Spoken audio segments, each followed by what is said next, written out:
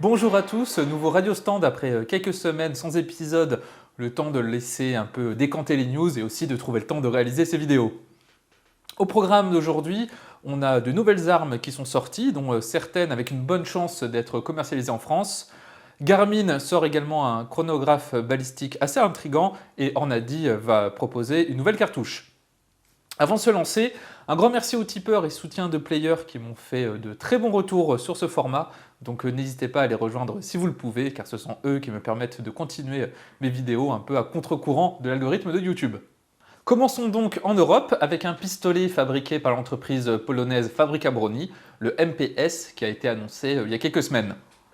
De manière désormais classique, il s'agit d'un pistolet à percuteur lancé avec une carcasse en polymère compatible avec l'installation de points rouges. Comme sur un Sig Sauer P320, on a une platine qui peut être remplacée et insérée dans une autre carcasse en fonction des besoins de l'utilisateur. Le pistolet est aménagé actuellement uniquement en 9 mm, mais d'autres calibres sont à l'étude, ainsi que des versions compactes. Et tant que je parle de Fabryka Broni, l'entreprise a confirmé la disponibilité de son MCBS Grot en C62 OTAN, ainsi que son adoption par l'armée polonaise afin de remplacer ses anciens SVD. Allons désormais en Autriche avec une nouvelle version du Steyr Scout, ou Steyr Scout si on le prononce à la française. Ce nouveau fusil reprend la base mais la modernise, car il faut se rappeler que ce fusil date des années 90. Ainsi, on a remplacé le rail Weaver par un rail Picatinny bien plus pratique, et on a également des fentes compatibles M-LOK. On conserve le bipied intégré au garde-main, ainsi que le chargeur supplémentaire dans la crosse.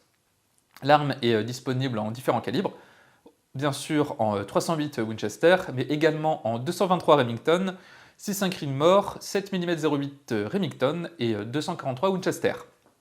Je serais assez curieux de vous présenter un de ces fusils, car je trouve le concept assez original et son histoire est aussi assez intéressante, donc nous verrons dans l'avenir si je peux m'en procurer un.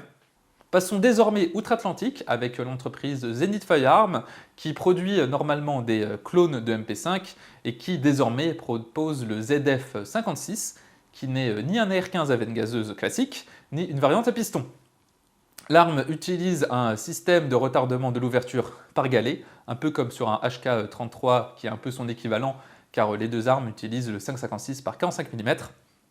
Mais le ZF56 va également être disponible normalement en 300 blackout, en 9 mm et en 10 mm, ainsi qu'en 16-62. Après, je ne suis pas certain si on parle du 16-62 par 39 ou 16-62 par 51 mm, ce n'est pas indiqué sur leur site. Ce ZF56 reste compatible avec les chargeurs DR15, de même pour la poignée pistolet. A voir si l'arme sera fiable, car ce mécanisme de retardement est difficile à adapter au 5,56 et l'arme n'est pas encore commercialisée aux USA au moment où je filme cette vidéo et je ne pense pas que ce ZF56 soit vendu en France. Toujours aux USA, mais là avec une chance de le voir arriver chez nous, on a Garmin qui sort un chronographe balistique qui a la taille d'une GoPro et qui est relativement abordable car aux États-Unis il coûte environ 600 $. Il a l'air d'être bien plus pratique que les chronographes que j'ai pu essayer où il fallait tirer au-dessus et bien plus compact que les chronographes Doppler qui sont en règle générale plus grands et assez chers. Et un chronographe balistique peut être utile quand on fait du rechargement afin de vérifier la vélocité du projectile et également de s'assurer que les cartouches ont une qualité constante. Dernière info, on a Ornadi qui sort une nouvelle cartouche qui est dédiée à la chasse avec le 22 Arc qui est en quelque sorte une version d'un calibre inférieur du 6 mm Arc et l'idée est d'avoir un projectile de calibre 22 avec un poids entre 62 et 75 grains, projectile très aérodynamique et à forte vélocité. Personnellement, j'ai l'impression de voir une cartouche assez similaire au 224 Valkyrie qui je crois avait un peu floppé. Après, ce type de munitions sort un peu de mon champ d'expertise, donc si vous avez plus d'informations, n'hésitez pas à les partager en commentaire. C'est tout pour les news, je profite de cette vidéo pour vous dire que la semaine prochaine, je serai au salon Millipol, donc n'hésitez pas à faire un petit coucou si vous y êtes. Je ne sais pas si je vais filmer sur place, je vais essayer et en fonction de la qualité des vidéos, soit j'en ferai des vidéos à part entière, ou alors j'en parlerai dans un futur radio stand. En tout cas, si vous voulez suivre le salon, abonnez-vous à mes réseaux sociaux, que ce soit Twitter, X ou Instagram, et là je posterai des posts en direct du salon. Concernant les tests en cours, j'espère pouvoir sortir une vidéo sur le système Mantis, en l'occurrence le X3 que j'utilise depuis plusieurs mois désormais, mais je dois encore vérifier quelques trucs avant de sortir la vidéo pour qu'elle soit la plus complète possible.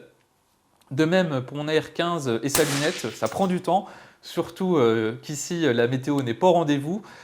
Pour tirer, c'est pas trop le souci de tirer sous la pluie, mais ça empêche de filmer car la caméra et la pluie ne font pas mon ménage. Voilà ce qui conclut cet épisode 5. Je vous invite, comme d'habitude, à vous abonner à la chaîne si ce n'est pas déjà fait, et vous pouvez également rejoindre le Tipeee en description. Sur ce, on se dit à bientôt pour une prochaine vidéo.